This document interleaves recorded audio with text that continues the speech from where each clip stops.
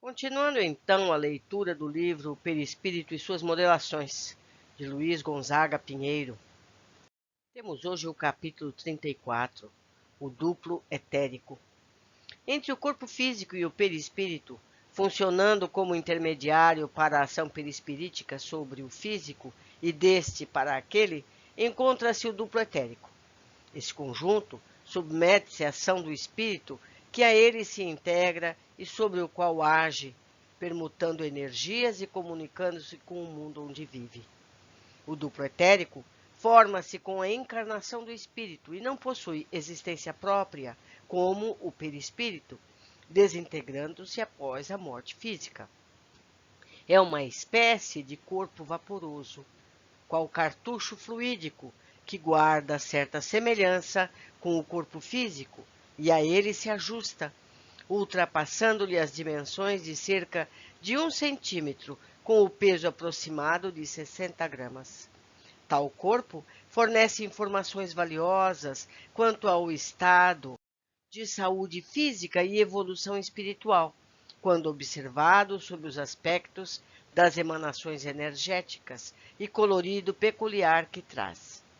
Por ter função de absorver energias vitais do ambiente, distribuindo-as equitativamente, é considerado como o cerne da eletricidade biológica humana, envolvendo órgãos e sistemas com eflúvios próprios, permitindo, inclusive, o diagnóstico precoce de males que futuramente venham a acometer o indivíduo.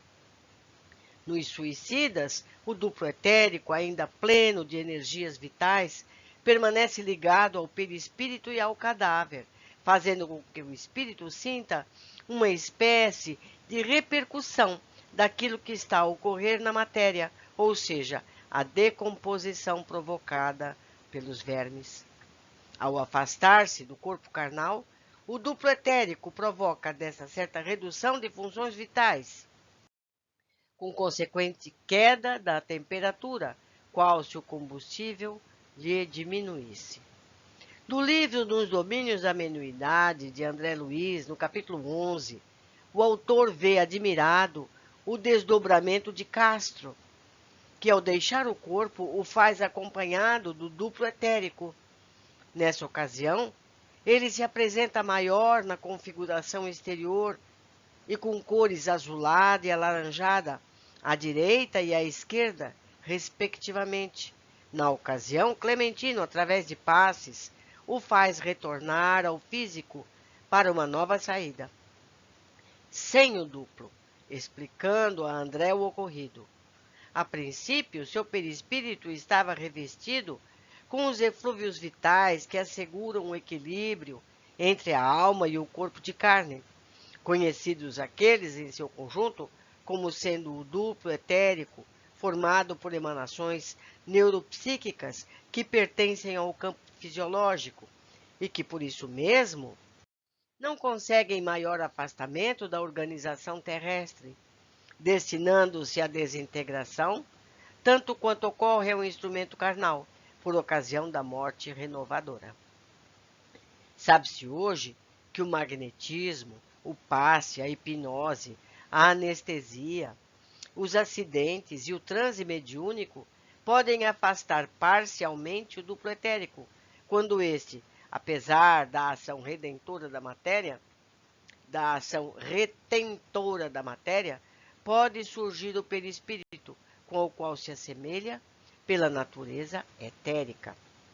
No desdobramento, visando uma diminuição na sua densidade, com consequente aumento na velocidade e mobilidade, o perispírito devolve ao físico largas cotas de energia com as quais se encontra impregnado, quando a ele justaposto, tal qual um balão que se alça a maior altitude, livra-se do lastro que o torna lento. Se, pois, considerarmos o perispírito como intermediário entre o espírito e o físico, o duplo etérico se enquadra nesse contexto como intermediário entre o perispírito e o físico, funcionando este conjunto como amortecedor ou redutor da energia sutilíssima que é o espírito. Para atuar na matéria, o espírito ordena ao perispírito que mobiliza o duplo etérico, que transmite ao físico as ordens do seu senhor. A energia sutilíssima do espírito é rebaixada em vibração pelo perispírito, repetindo-se a operação no duplo etérico para atingir o corpo material com a densidade com que ele pode sintonizar e obedecer.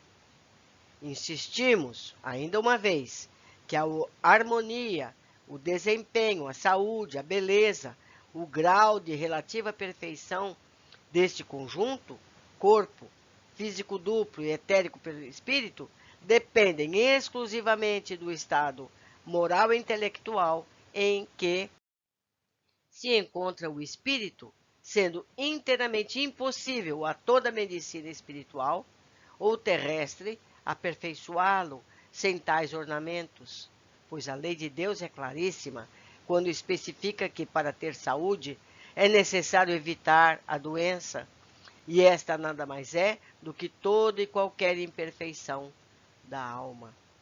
Meus amigos, que capítulo esclarecedor! Vital, é preciso ser relido e analisado parágrafo por parágrafo. Deixo aqui meu e-mail para o caso de quererem fazer contato para discutir esses assuntos.